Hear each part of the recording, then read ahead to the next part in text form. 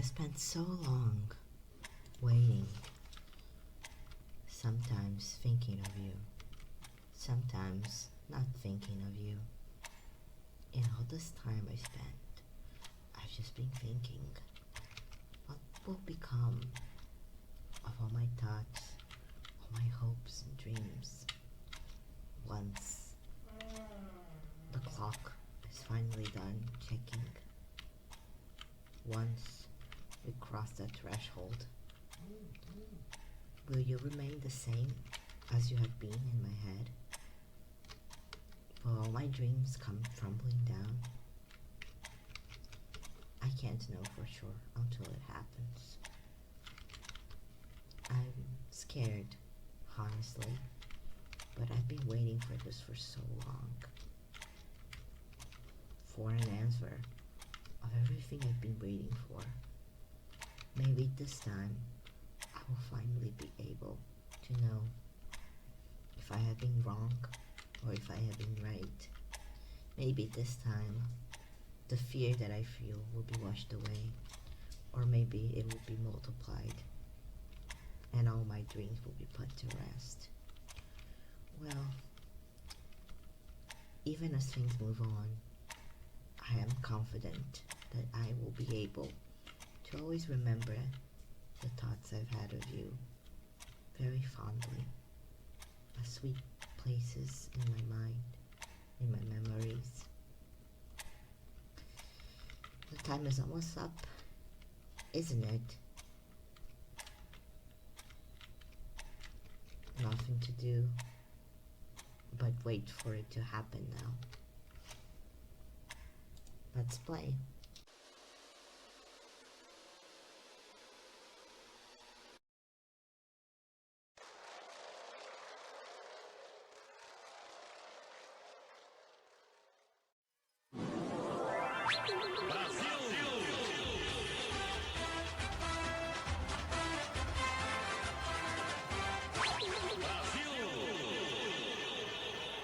The year is 2025.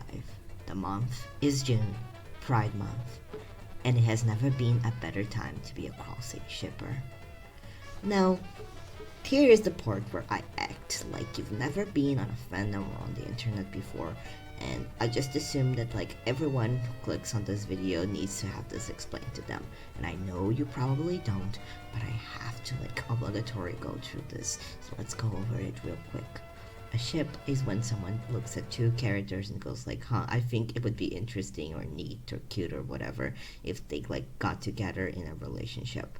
Sometimes this is because the person wants to see that happen in canon, but oftentimes it can also just be because they want to explore what that would be like. Regardless, Kralsei would be the ship between Chris and Ralsei, and that's it. Why I say it has never been a better time to be a Kralsei shipper is because the chapter 3 and 4 of Deltarune just came out, and it turns out that those were like really good for everyone who like did not believe that like Ralsei was like Asriel, who is Chris's brother, who also believed that, you know, Chris never truly hated Ralsei and that they could always, you know, have something going on that was more intimate and friendly, and so on and so forth. I would say that Kralsei beat a lot of odds that it had going against it. But also, it wouldn't be necessarily true to say that it had odds canonically going against it. I still fully entirely believe that, like, we were never meant to truly speculate as much in chapter 1 and 2 and use those to, like, make a big deal out of like Chris hating Ralsei or anything like that, or being uncomfortable with him. That was something that was extrapolated out of a lot of like misdirections and misreadings that the fandom ended up running with. And while I understand that some of them did have a somewhat basis in canon, a lot of it was like stuff that people just exaggerated. A good example of this is the tease, which I'm going to get back into when I talk about how I see Ralsei in relation to Chris, but a lot of people, you know, would look at the fact that like Ralsei T was the one that healed Chris the least and just ran with that, because they expected Chris to like heal the same amount as they do for Susie. For Ralsei, they just imagined that that meant that Chris hated Ralsei, even though that wouldn't make sense, like analyzing how the other T's heal people or how the T's heal Chris, but also when observing the character reactions. But I'm not going to like do a whole debunk of like, you know, theories about Ralsei and Kralsei that were wrong, because I don't want to like stick around the negativity part of it too much. Overall, all that is to say is that all of that was entirely debunked by chapter 3 and 4, and I'm going to be talking more about like the actual positive aspects of it. Doing like a whole takedown debunk isn't really necessary when like you can play the game and if you have like basic reading comprehension and media literacy, which even then I know that sometimes it's a little hard for the fandom, but I don't want to be mean. But you can like, you know, play the game, read the dialogue, find like specific bits of dialogue, and you can immediately understand that Ralsei actually cares about Chris and not so much as the soul, and he cares about Susie too, and he cares about his friends in general. And you can also understand that he is clearly not evil, even though he is shady and hiding stuff. And you can also conclude that Chris doesn't hate Ralsei and deeply cares about him. And you can also conclude that Chris doesn't see Ralsei as Asriel, and this isn't because they dislike him and therefore don't want to compare him to their brother. In fact, it's pretty clear with how certain like bits of like extra dialogue play out that like maybe Chris never did think of Asriel as like well, I'm not gonna say that they didn't think of him as cool, because I'm pretty sure they always looked up to him in a way, but and they do certainly miss him, but like at this point in the story I think they're starting to notice that they're fine without Asriel for now. I'm always thinking about this one specific bit where like if you choose to pray for Asriel at like the prayer candles, Chris just says his name flatly and like says it's like, damn, at least you tried, which to me kind of like gives the idea that they weren't really like that enthusiastic about it. I think they're thinking that like Asriel is fine, why the fuck you praying for him? There's no need to like think about him right now, which like fair. I would probably need to like look if there's any other dialogue relating to like how Chris feels about Asriel doing chapter 4, but you know, there is one bit of dialogue that like slightly goes against the Ralsei and Asriel separation, which is Noel comparing Ralsei to Asriel, which is like fine. Susie then immediately compares him to Toriel. I think what we're supposed to get out of this is that Ralsei just looks like he'd be a dreamer, because yeah, that's the thing with him, and that's something that we're going to get into, like defining what Ralsei is, which would be later on. But again, as you saw in like the compilation at the beginning, it went by a little fast because I wanted to cram everything in like a rapid fashion. Also because it would be too long. There's a video right now compiling all of the supposed Kralsei bits, and it's not even the full like of what I put in here. And also what I put in here is missing some stuff, but regardless, it is like up to like 24 minutes or something right now, and it had to be actually updated because there was like an older version where like politely commented that they were missing like a bunch of moments.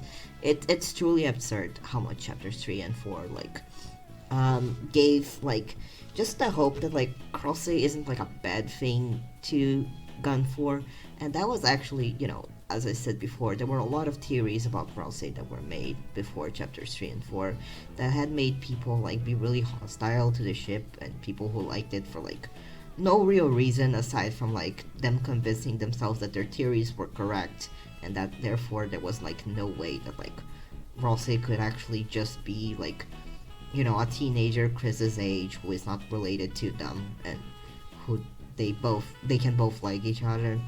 But again, if I were here to like just debunk all of the negativity, it would be really just a bore and a drag. So let's go over to actual interesting things to talk about, shall we?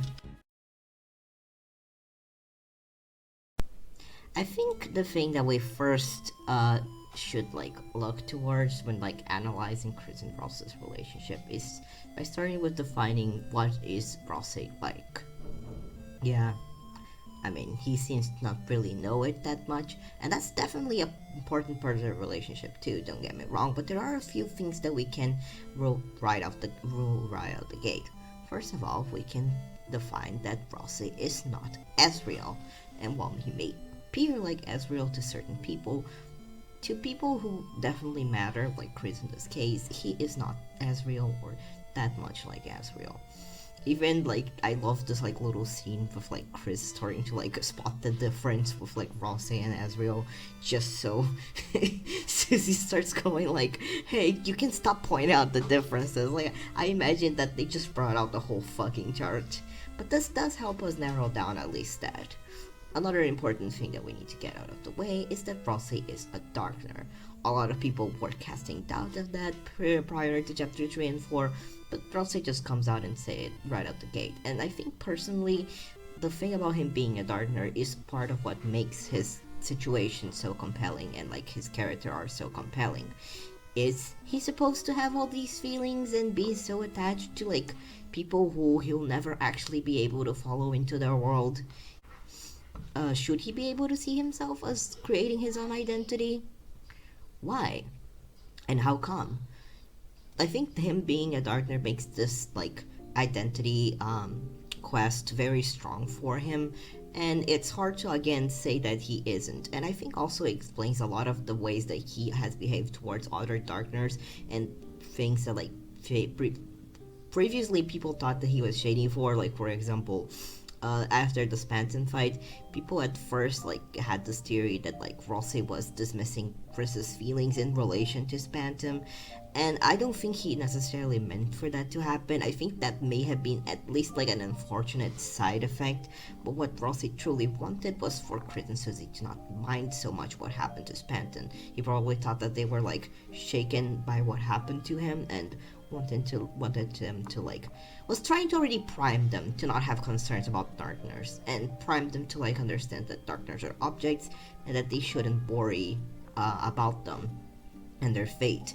This is something that's very interesting to me in relation also to like the prophecy and what it means to like be Lightners versus Darkners. There's clearly like an imbalance here of a hierarchy of how much Lightners can truly mess with Darkners, and I feel like Ralsei is definitely aware of this.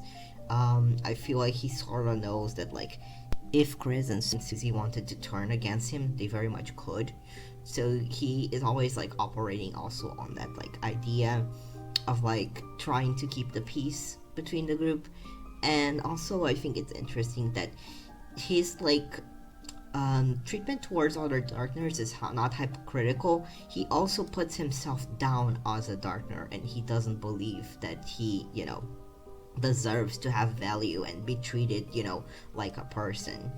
And I think it's definitely important again for his arc to be treated this way, and I think it connects nicely to also Chris's arc and how they see themselves in relation to like our world and us as the player. We don't know how much Chris actually knows about the nature of Deltarune being a game, but it's safe to say that they know at least enough in relation to how we work with them. And I think it's definitely possible that once like Chris started to like notice how Ralsei like saw himself as a Darkner, they started to like understand that their struggles were incredibly similar, which is a really strong point towards Kralsei and why it's so interesting. But that's not all. One of my favorite like little bits of branching dialogue that happens in like these two chapters that were released is in chapter 3, where like if you refuse to like go look at Susie while she's talking to Tana, you can just like stay around like Chris and Ralsei, and you can make like Chris ask Ralsei about his face, and you can choose a certain 3 different things. One of them I've like tangentially touched on, which is if you choose seen it before, Chris will say that Ralsei's face is one that they've seen before, but then starts laughing and backpedals. We're meant to take from this that this is not the correct option. As we've established, Chris does not see Ralsei as Ezreal, and they find the notion that they'd be the same pretty laughable.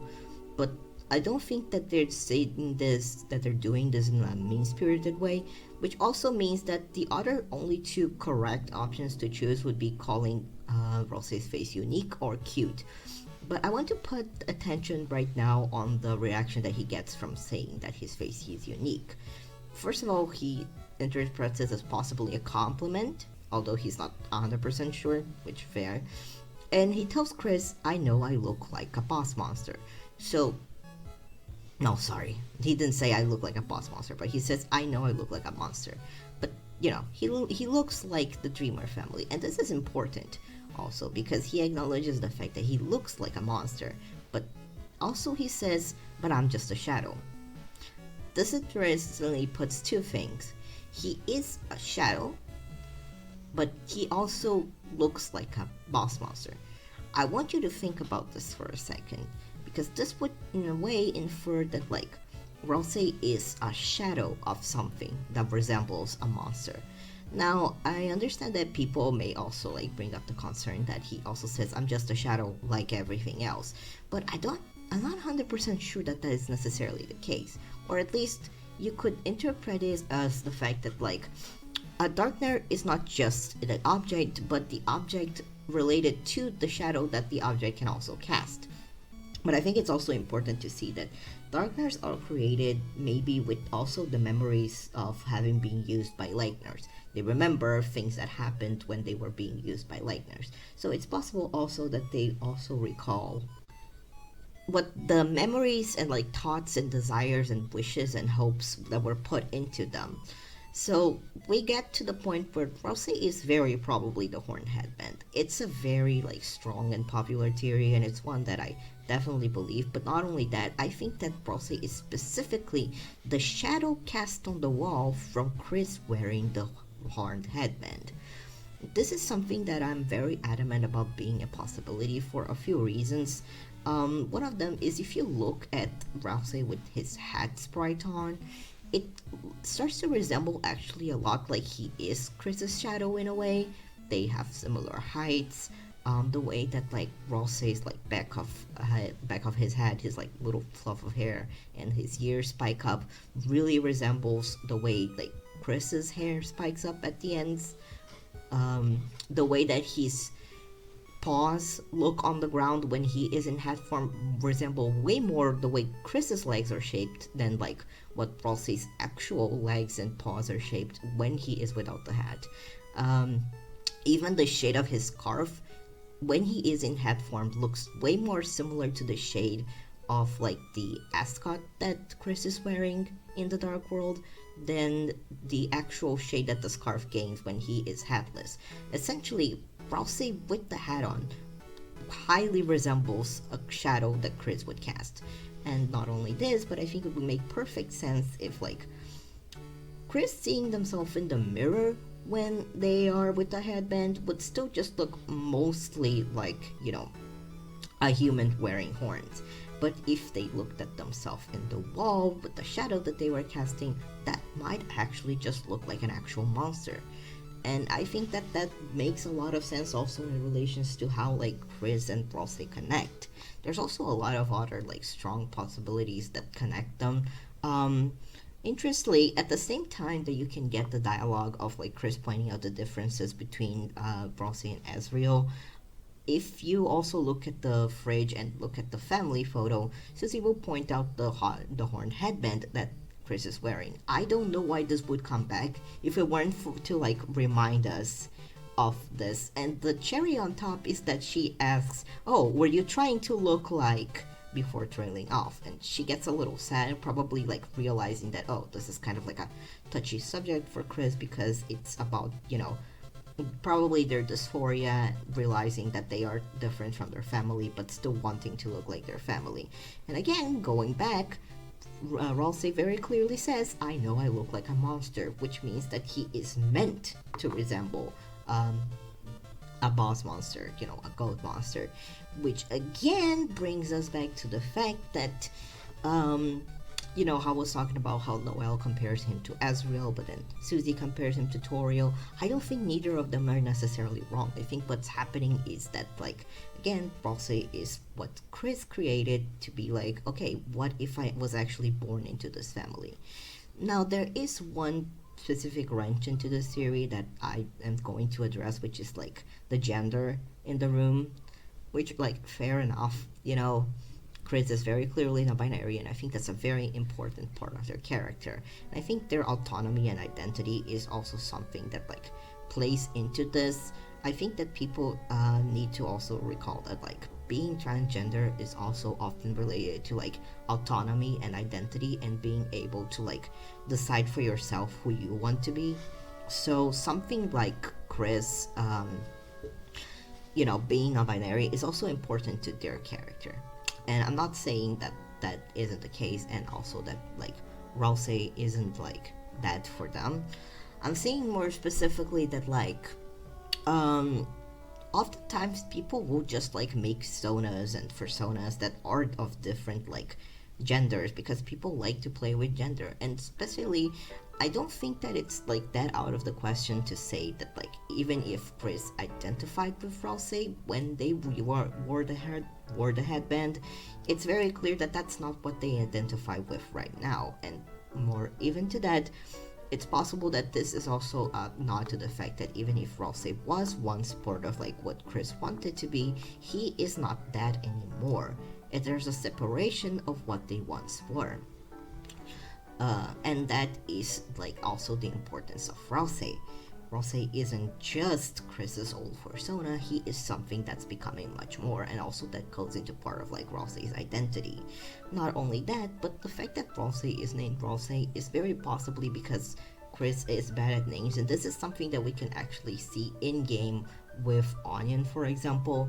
Onion gives you the option to name them, and Chris can you either choose Onion, Disgusting, Beauty, or Ezreal 2, which are very interesting names because they all kind of suck. They're not very creative. Even Onion is like, okay, Onion literally looks like an onion. And Ezreal 2 is, like, so on the nose that it's basically like, okay, so you could literally just, like, give a name similar to your brother. So yeah, if, like, Chris Curly wanted to, like, make a dreamer not dreamer that is them, they could literally just, like, have thought of, like, let me just, like, take letters from my brother's name and, like, reassemble them, and that's me.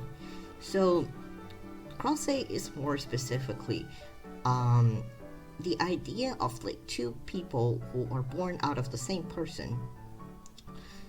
You know, one person who is, like, clone of the other, or a weird doppelganger, but they've also become, like, so different from each other through, like, distancy and one growing up, that they go back to each other, and that they have to, like, see each other as both what they were before, using the lens of nostalgia and childhood, but also understand that they'd never be able to truly go back to what they were, because Ralsei is now his own person regardless. This creates actually a very interesting way to read Ralsei and Chris's connection, and it's something that I'm going to get into soon enough.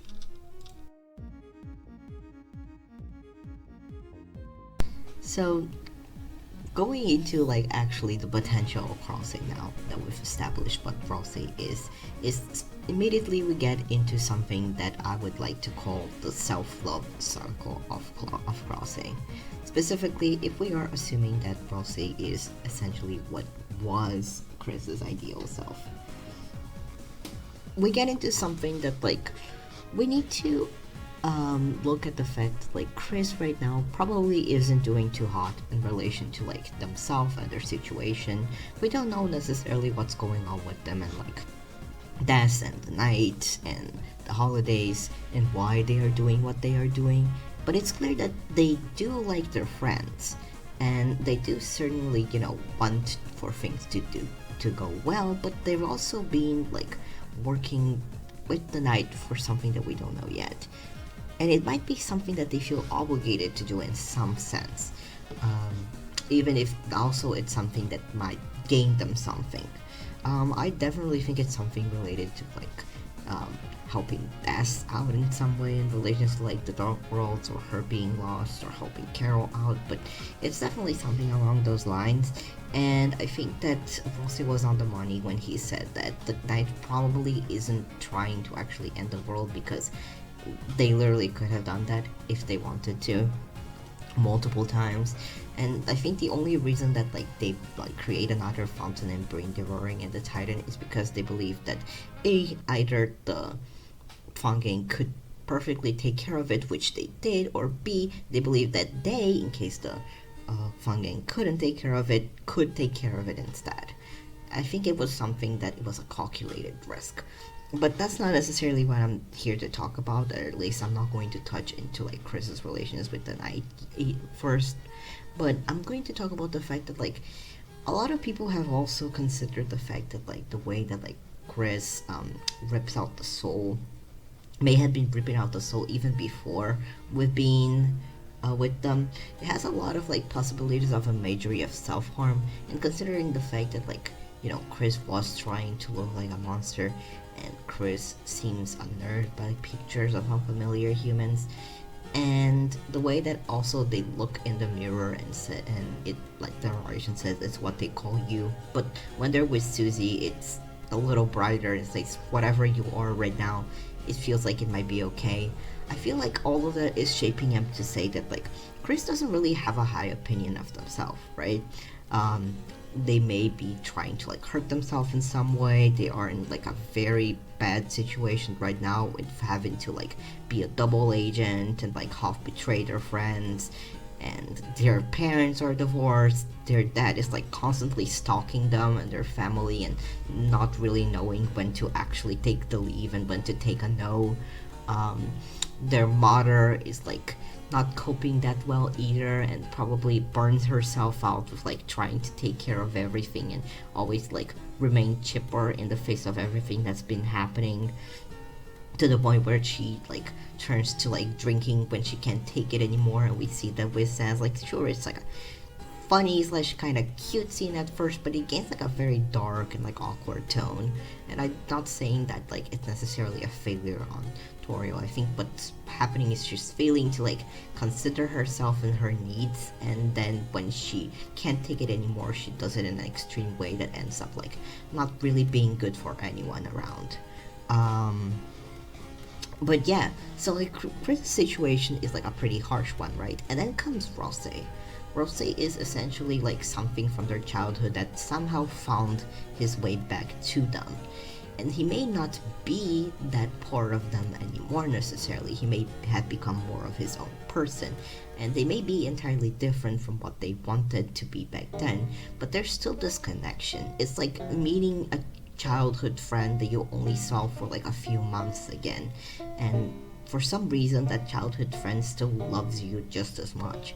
I think that's a really powerful imagery that we can get with the fact that like with Kralsei fighting his way back to Chris, he's like telling Chris that like even if, you know, they'll never be together the way that they were again, they'll never be, you know, the same person in a way again, it's okay because Kralsei still loves and cares about them. And to have a part of you that was shed and broken off come back to tell you that he thinks that you're amazing and that you can do amazing things, and he really cares about you and values your opinion, I think it would be necessarily something that like Chris really needs to hear right now. Even if sometimes the way that like Kralsei says things is a little like you know, is a little patronizing, which I don't think he means for it to be that way. He's just, you know, he just is this like sweetie, like little shy goody boy of the Fawn Gang, which is necessary sometimes to like contrast with Chris and Susie. But you know, when it comes to like that, still I feel like Chris is able to like look at Kralsei and understand that even if they are so different, it's nice to have someone who looks at Chris and like probably knows of like bad things that may have happened and what struggles they may have had in the past, and like validates Chris's need to belong, validates their like wanting to have friends, and you know, is always also trying to like make sure that their friend, Susie, is happy and trying to make sure that they will be happy together and that their adventures will be good. I think it's something that like probably touches Chris in the sense that like maybe they have been a little like uncomfortable at first with how patronizing like Ralsei was, and with the fact that like what the fuck, this is literally my headband that now became like a full-on guy. Is this like someone I can trust to like not reveal my secrets, And I think maybe also what may have helped is like the moments where they did get to talk behind our backs. And I think it's definitely possible that like Chris like grew onto Ralsei, as I said, because of like Ralsei's struggle with being a darkener. Something that's really interesting to me also is the fact that like Ralsei's room resembles in some ways on Chris's room. Their windows are literally the same but with like different colors, and the floorboards in Ralsei's room resemble that one half of like Chris's room. They're very similar, it's just that Ralsei's room is like more empty. But it's interesting also because that literally kind of like reflects them as like characters. Chris in a way is like trying to also come into their own autonomy and is realizing that Ralsei is going through like a very similar crisis of identity. But while Chris's like room is like still like filled with stuff, Ralsei is empty because he was literally carved out of Chris and like has clearly things that resemble them, but he is like now starting to become his own self.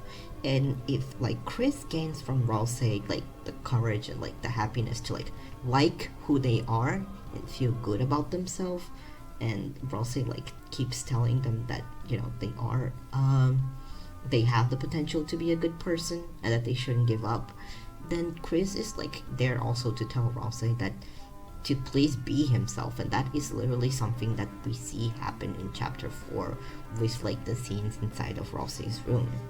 Chris is there to then validate Ralsei's journey of identity.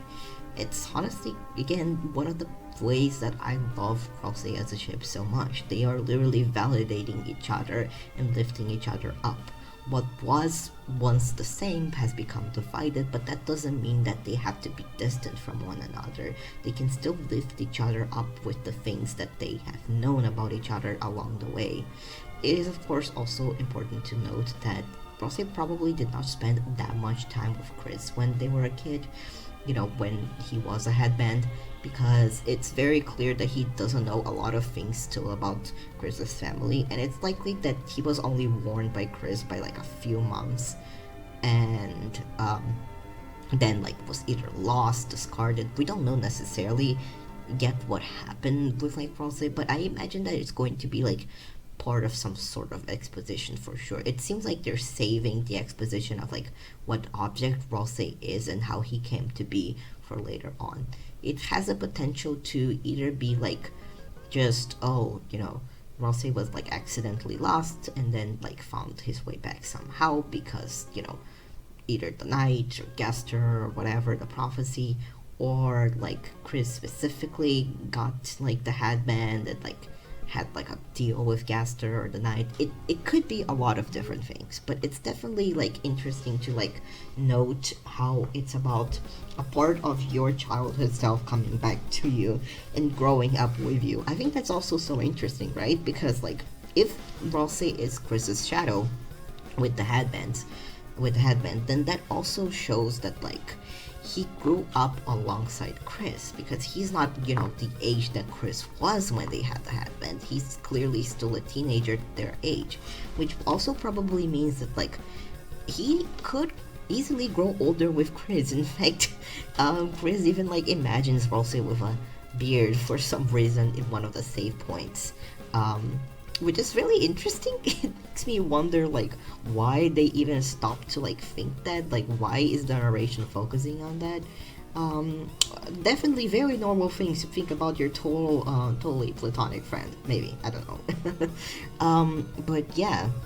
And I think even Susie can kind of, like, catch on to, like, the fact that, like, Chris and Ralsei, like, help each other in a way and are good for each other, because she clearly cheers on them to become a couple a few times during like the the island board, you can actually get the specific interaction where like Susie tells like Ralsei to get on one of the hearts, and then she, if you somehow are able to like in a specific way get Chris on the heart, then Susie's like, okay, great, now we just gotta like move the other guy.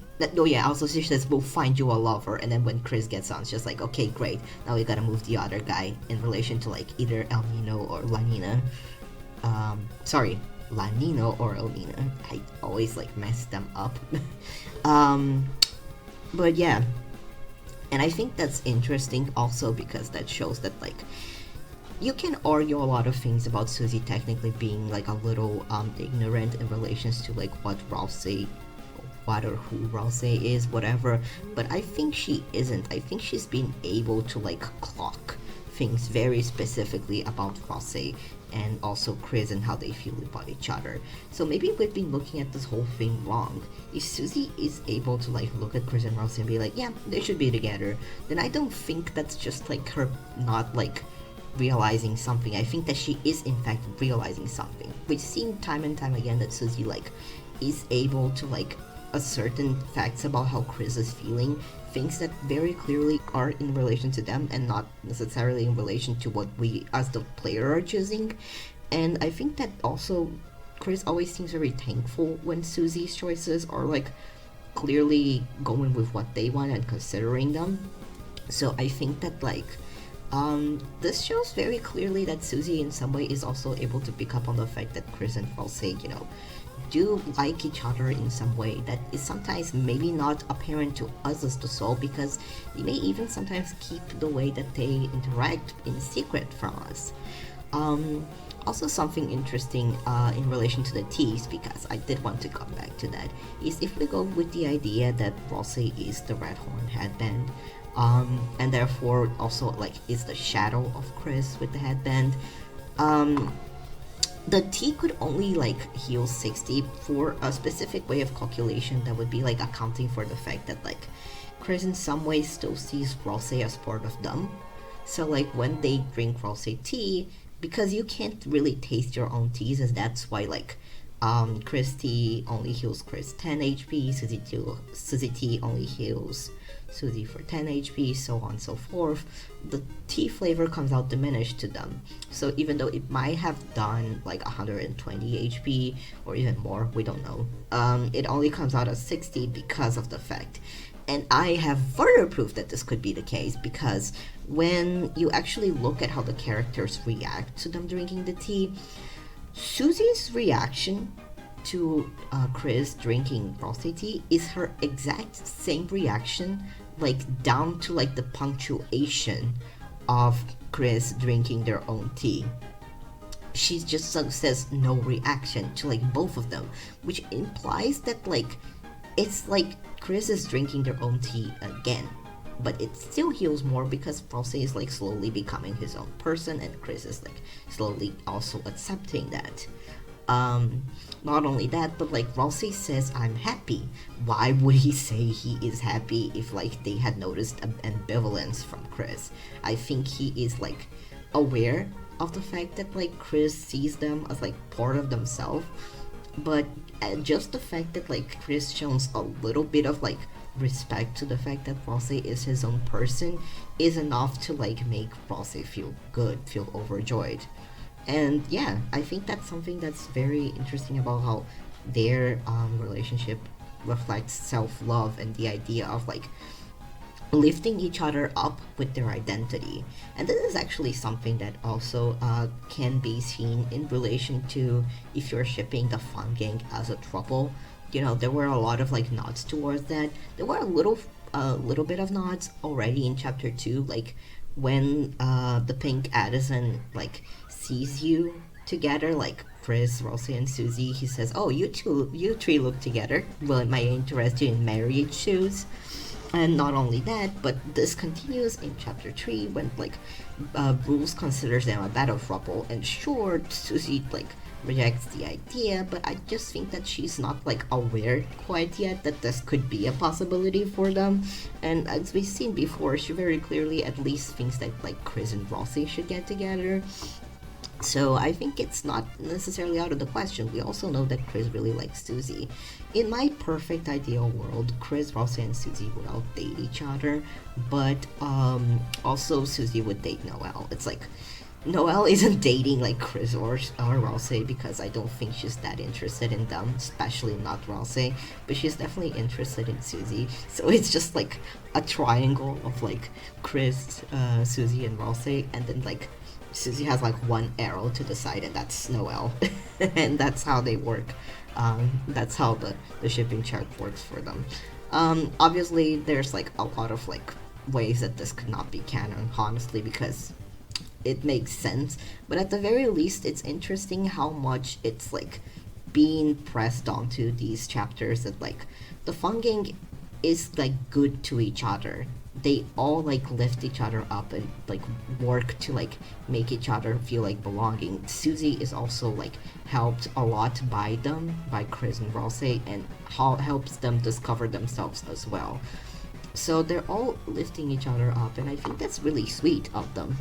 One more thing relating to the idea of the battle trouble slash cross Susie is also the idea, not the idea, sorry, the moment where like, there's a few moments where like Chris will blush when they are inside Des's closet trying to smack the shit out of us.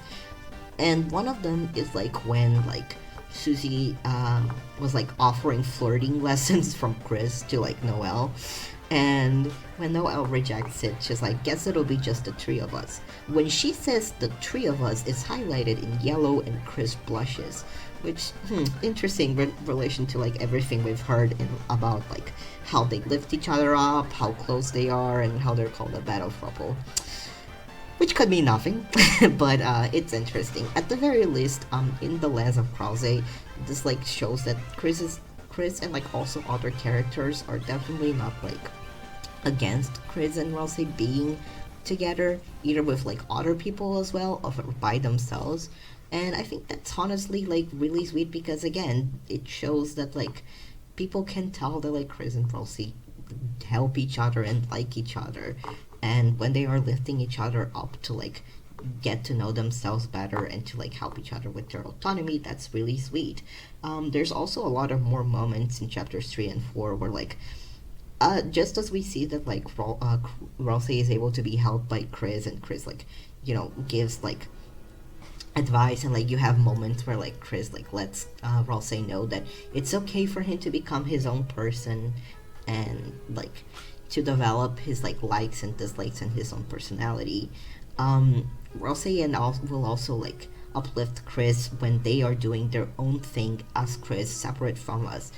Really, really important to me how like after Chris like hugs Ralsei, I'm not going to consider the possibility of that not happening, because I genuinely don't think telling Ralsei good keep smiling is the canon option. Come on now.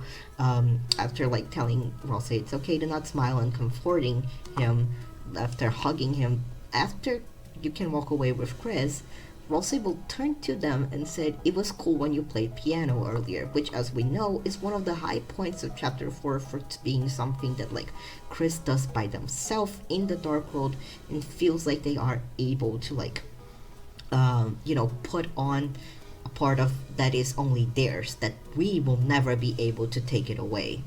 Not only that, but in certain other parts of like being able to mess with the piano, if you try to play that melody again, Susie thinks it's weird how it sounds, and like Ralsei also like tries to say they both sound nice, but it's very clear that he's faking it. You know, it's very clear that he likes when Chris plays better. And that again like showcases also, hey, Ralsei probably likes Chris by themselves more than he likes us, if he even knows that we are separate, and how much he knows is honestly put into question also in these chapters.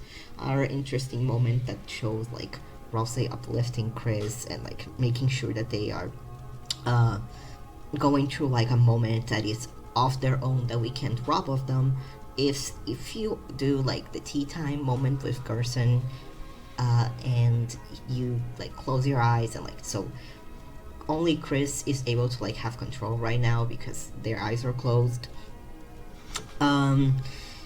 if you choose to not drink the tea, Gerson will offer Chris an apple, and in that case, Ralsei will feed the apple to Chris, which is honestly really interesting because it shows like a very tender moment, but like Ralsei is very willing to like let Chris have this moment and aid them in this moment that is only for them, that is of their own.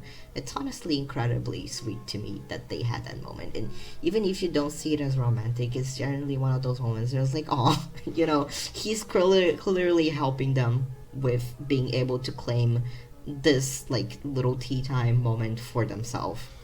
And yeah, I think in general, my crux of like the part of the series, part of the analysis of Kralsei is that like they help each other with their identity and with like being able to feel love for themselves, you know, for who they are, and like accepting the way that they change and the way that they can like come into their own. As I said before, being trans, you know, being non-binary is part also of like Chris's relations with like autonomy. And even if we know now that like Chris's relation with the soul is like more ambiguous, it's not that they necessarily hate or even don't want us or never ask for us. They do need us, and honestly they are using us. We're kind of like more of the weird like demon pet that they use for like their gain in some ways. It's still very clear that like their identity different from us is important to them, and their autonomy is important to them, because even if like their relationship with us is a little more ambiguous, it's still very clear in some way that they are having to like feeling obligated to like work under the night in some way. I don't necessarily think that they are 100% innocent on this, because I definitely think there's their own gains, and also I like Chris when they're a little more morally ambiguous and mysterious, honestly. I don't want them to be like the perfect uwu, like sad, controlled blorble, you know? I want them to like be their own person and also make their own mistakes and like fuck-ups. And that includes like sometimes really messed up shit, like working with the night and even backstabbing their friends possibly. But in relation to like the self-love bit, still I feel like this is letting Chris know that even messing up, I feel like, and even like with the soul and everything, Ralsei will still like see them for who they are, and Susie as well, if we're going back to like battle trouble. And they will always be like, you know, able to like tell that they are liked for who they are, and they are able to like become their own person and will be like supported by them.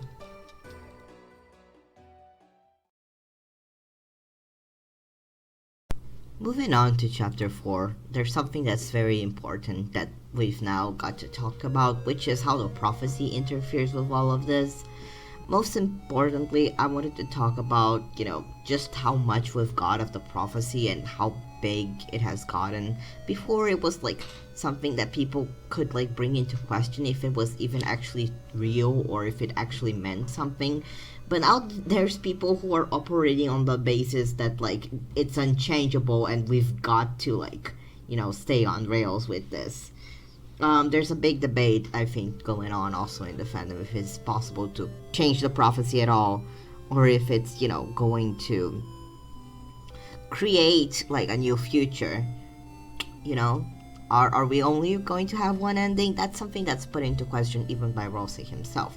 But speaking in relations to Chris and Ralsei's relationship, I think it's interesting to see the reading that like it's possible that like the heroes seen in the prophecy weren't the ones that, you know, we have today. Which is to say that a lot of people are speculating that, you know, the cage with the human soul and human parts was actually meant to be the vessel. And maybe even the hero, the second hero, the girl with hope crossed on her heart, wasn't originally meant to be Susie. I'm not sure, honestly, about Susie because I've seen some people put that into question, but I want to say that it's highly possible that she was like a fourth wild card in the prophecy because, you know, at last there was the girl. It does seem like it's a little different, you know, talking about a different girl, and it does show, you know, the symbol that's associated with her.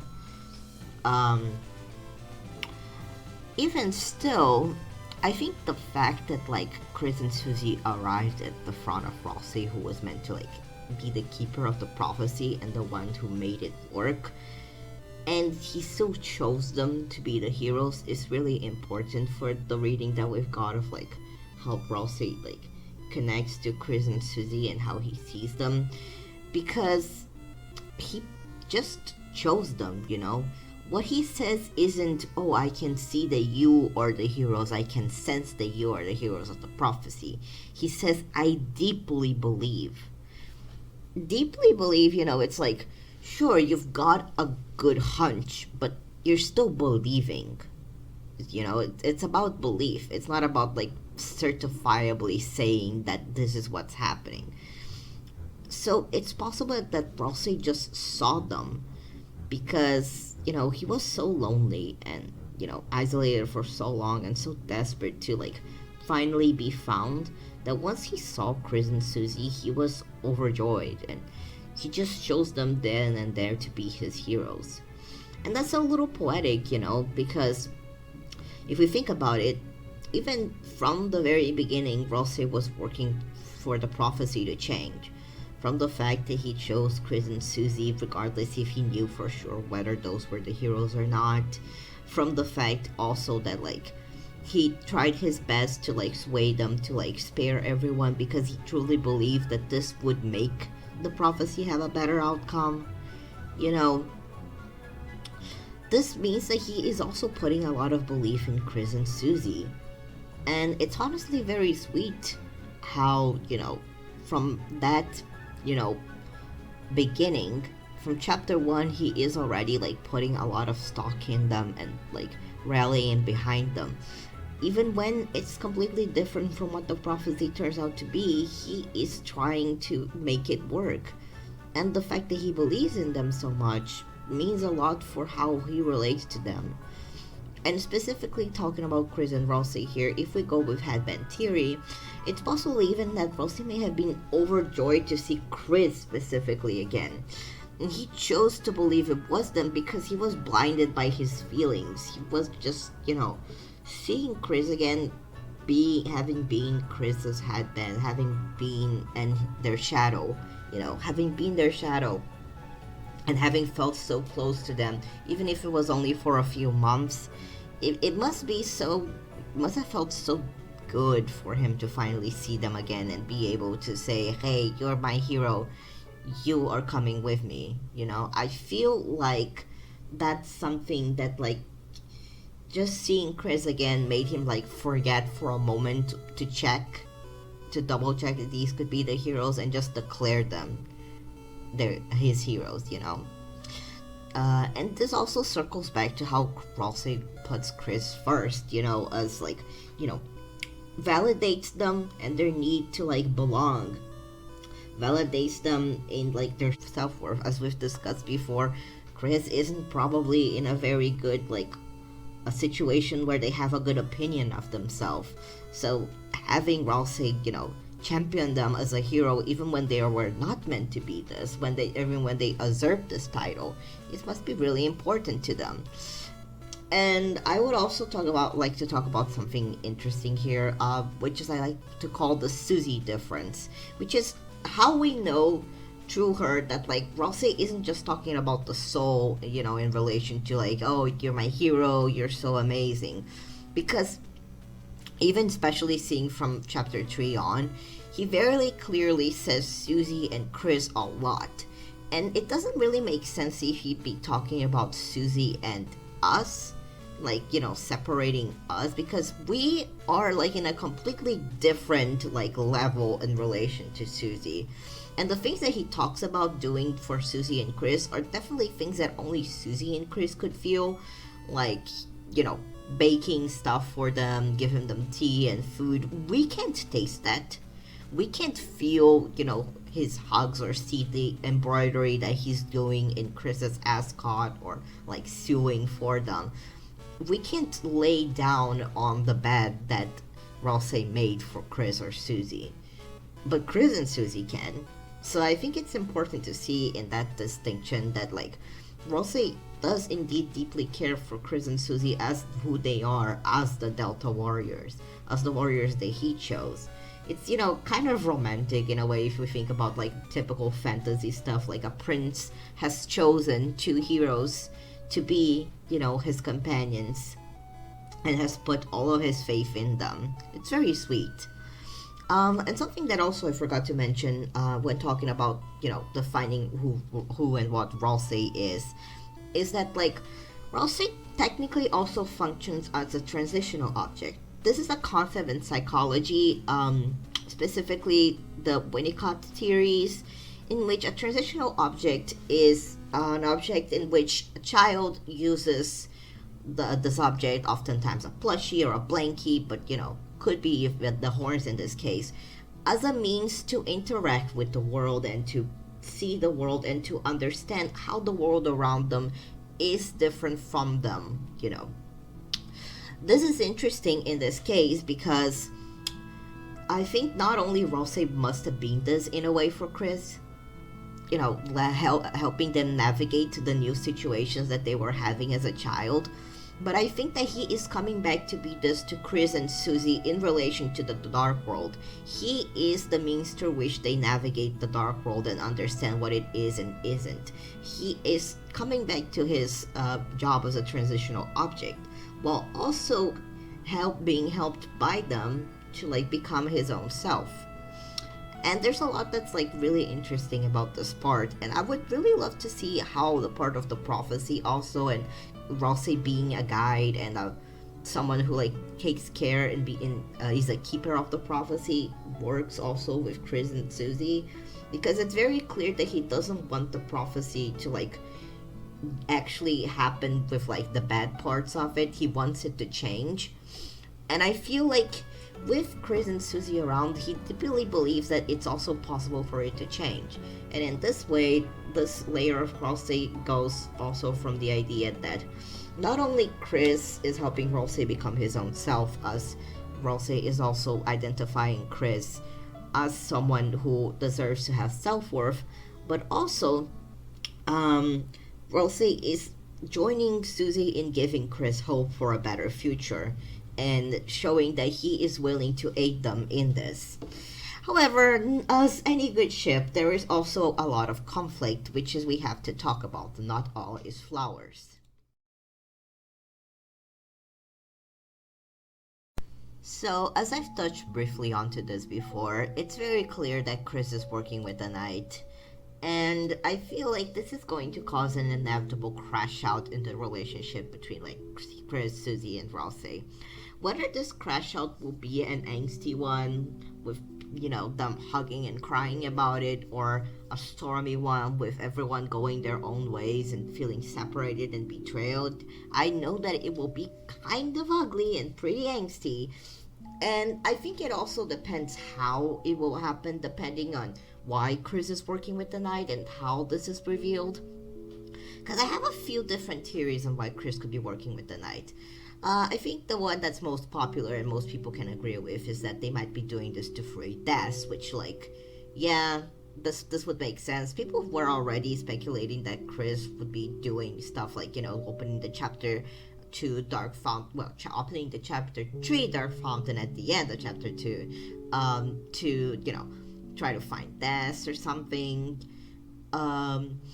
But this idea would also come from the possibility that, like, if the Knight is Des, then maybe they are trying to, like, find a way to free her from this condition. Another possible theory is that they are doing this to change the prophecy. Whether it's possible to free Des through this or not, changing the prophecy would occur through, like, messing with things and messing with the story, through, like, already being one step ahead and playing double agent. Or the third theory is one that at least I haven't seen much, and it's one that I have myself come up with, I'm pretty sure, which is that Prophecy would require that at the end, for the knight to be defeated, another knight would take its place. So what Chris would be doing is they would be trying to free Des by taking her place at the end of the prophecy, and the prophecy would would go something like, "Oh, for the world to be saved, there is only one way. Once the knight is defeated, one of as it goes, one of the heroes must stay." Or one of the heroes must take its place, something like that, however you want to make it rhyme. So yeah, it would require one of the heroes to sacrifice. This would also technically kind of explain why Ralsei is like primed so much, also to like want things to change, or at least to like maybe he's even trying to sacrifice himself, even if he knows that it's possibly a Leitner who's going to be the knight. This would also explain why Susie hated it so much, because she wants very clearly to always be friends with Chris and Ralsei no matter what. And she doesn't want an ending, especially not an ending like this. She doesn't want their adventures to end. So I think this is a great possibility, and I feel like this would also explain certain things about like Chris wanting, to help Des in this, and having made a promise to Des, and maybe even possibly Carol working with them. This would also explain Chris's whole secrecy around the shelter and the reservations about it. This would also explain why they may have been purposefully making their own life empty, and also further deepening their depression, because after whatever happened to Des, for her to become the knight, and having been lost, they feel guilty, and they feel guilty also about this possibly even causing the falling out with Asgore and their parents divorcing, and Azrael is in college, and basically I feel at that point Chris just felt there was no reason to keep going with their life as it was. So sacrificing themselves by agreeing to eventually become the next knight would make sense for a teenager who is so depressed they barely want to be a person anymore, and they weren't allowing themselves to be a person, to form connections much outside of their family. They fell out of touch also with Noelle even. So I think it's highly possible that this is what was going on. This could be what was going on with Chris. Of course, it's only one of the 3 possible theories. It's one that I'm just peddling right now even, and I might, maybe one day if I feel like making more videos, I'll make a bigger video about it, but it's an idea I had. And one thing that's also interesting about this is this would also explain in a way why they might be having second thoughts right now, and why they might change their mind about this, because now they have people like Susie and Ralsei. People who they actually feel attached to, friends that they don't want to lose. They're realizing that it would kind of suck if they had to become the knight and say goodbye to these adventures. It would suck for anybody really to have to leave the life that they left behind if they really like it, and sacrifice themselves for a greater cause. Great, you're doing this for the good of other people, but have you ever thought about yourself? This would also further cement how Ralsei would connect to Chris in this case, but also I feel like Susie herself, even if she wants to get rid of the prophecy so this doesn't happen, I feel like if she had to, she would put herself in Chris and Ralsei's place to take the blow. And in fact, I feel like this has a great mirror to the scene where they're all trying to walk up while a barrage of the knights swords keep raining down on them, and they keep taking turns and taking damage. It's very clear that for each of the members of the Fun Gang, they would pretty much put their life on the line for the others. But the issue is they shouldn't have to. They are just teenagers, and it's pretty fucked up that they are having to contend with this stuff. But going back to the whole thing with Chris betraying them, regardless of why Chris is doing this, it's still going to be a great shock, and there's probably going to be a lot of feelings of betrayal when it's in some way revealed that Chris is working with the knight to Susie and Ralsei. And I feel again, it could either be like Susie becoming really angry and storming away and like refusing to talk to Chris and maybe even endangering herself in some way due to this. If it turns out that it's more just, Chris, doing things behind the scenes, manipulating things, trying to like work with Des and the prophecy, things that like Susie wouldn't understand as well at first. But if my theory about the prophecy necessitating a hero to take the knight's place is real, it could be that instead the falling out involves like Susie being angry but also really sad and like trying to convince Chris out of this. Either way though, I feel like it's very possible that a falling out is going to happen, but Ralsei's reaction here is important because I don't see Ralsei as the type to like full on, stay mad at Chris and refuse to forgive them, even if they were working with the knight. I feel like he would try in some way to rationalize it and try to like hear Chris's version out, like, try to give them a chance. It's possible even that like, even when like everything seems lost, at least Castletown will still stay open to Chris because like Ralsei would very likely refuse to just shut Chris away. Like again, like he would be trying to like forgive them and understand why they're doing this, like not believe that they could just be manipulating everyone. And Ralsei being the first person to give Chris another chance is really important in this case. It's another way that their like relationship is so important. And in a way, you could also say, if you're into that kind of like symbolism, that Chris would take a Judas figure and Ralsei would take a Jesus figure, We don't know actually like if a betrayal is foretold in the prophecy, but I am inclined to believe maybe not. At least it's not something that we've seen.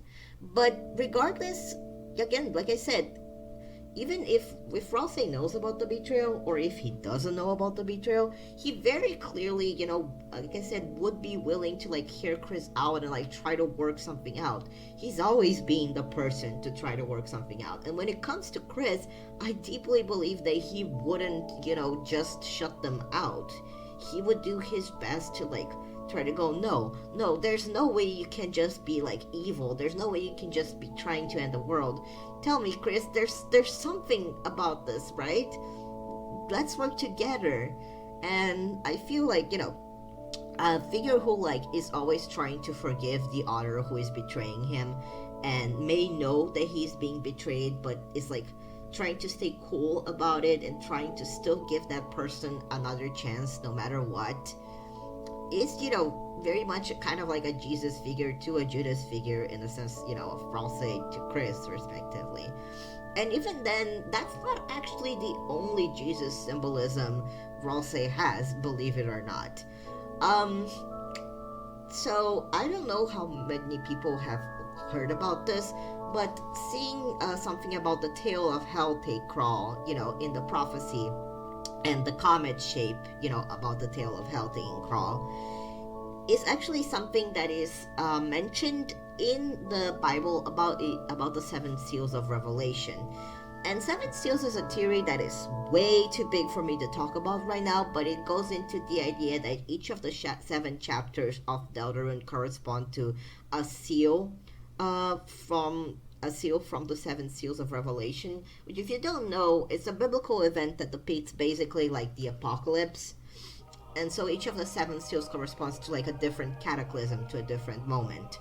And they would each chapter would like symbolically reflect the seals. Not necessarily literally, but more metaphorically or symbolically. It would be like what informs themes in these chapters, if that makes sense. But in relation to like how Ralsei fits into this, I deeply believe that Ralsei is the figure of the lamb that opens the 7 seals. And like not only is he already lamb-like in appearance, but the lamb is the one that opens the seals. He is the one that conducts the seals and shows the prophecy. He is the one who makes it unravel and like Ralsei is, very clearly depicted as the one who is recording and facing the fate.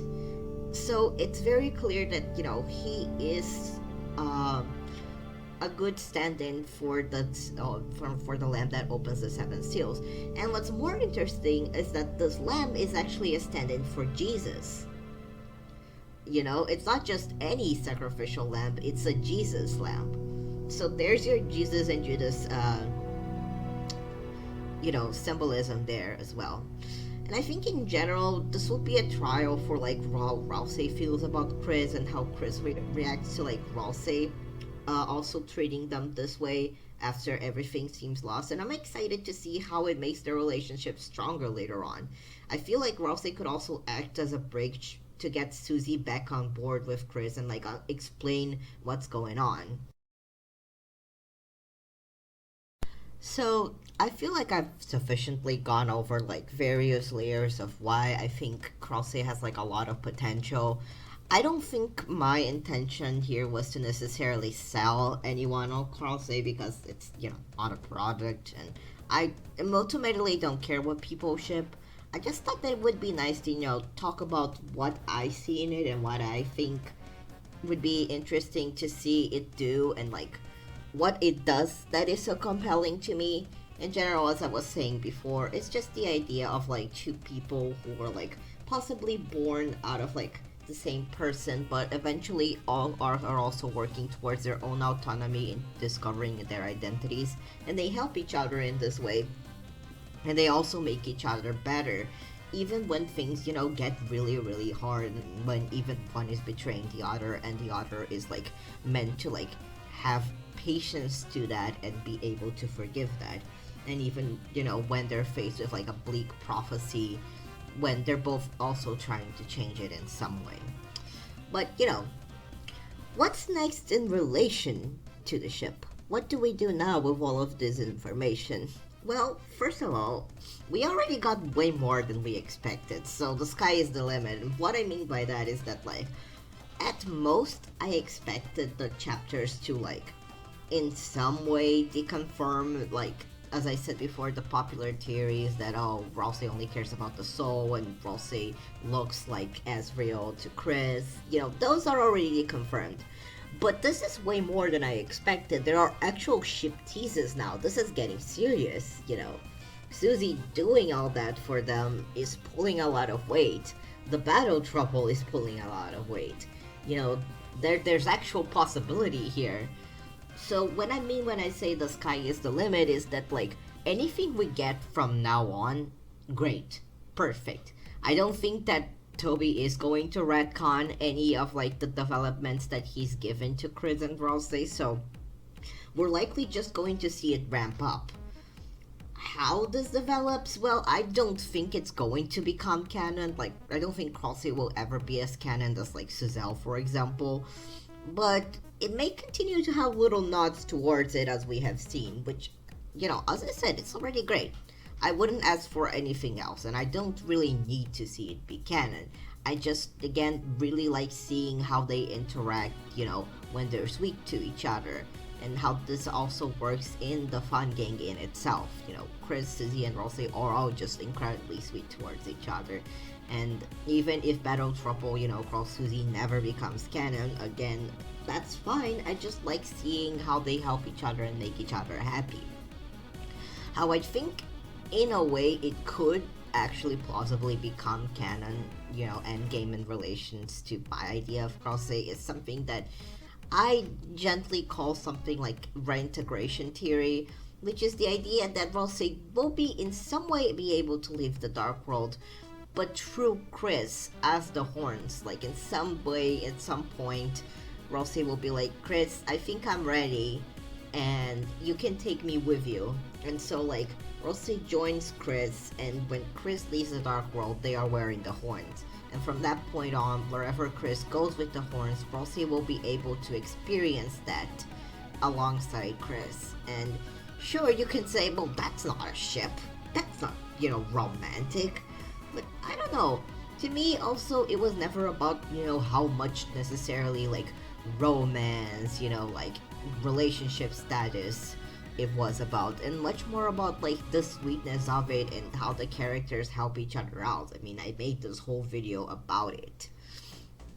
So yeah, um, in general, I had a lot of fun just making this video and like talking about everything I see on Chris and Ralsei and them as a ship, regardless if you see it as platonic or romantic, if you don't see it at all, or if you like have become interested in like any of the dynamics I talked about, especially reintegration theory, you know, Ralsei as the horns and as Chris's shadow, returning to the light world and being able to experience things through them.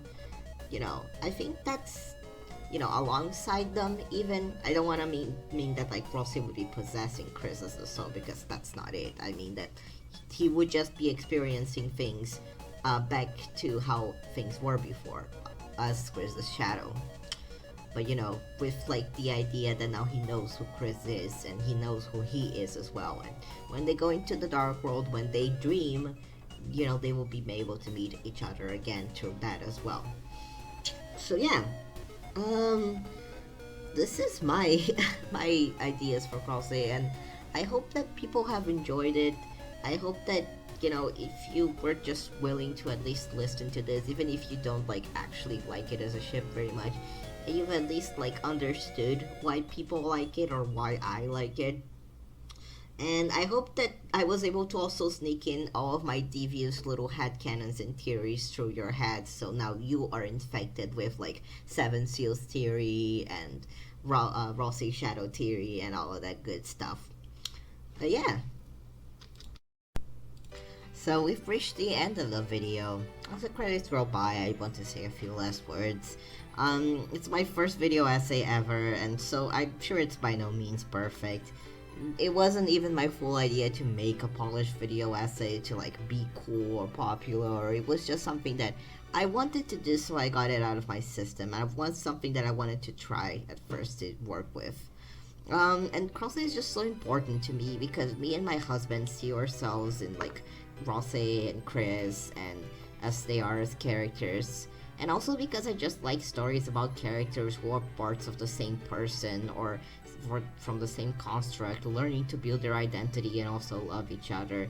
That kind of touches me as a system. And so I just wanted to share all of this with the world, and I hope it will resonate with someone else out there.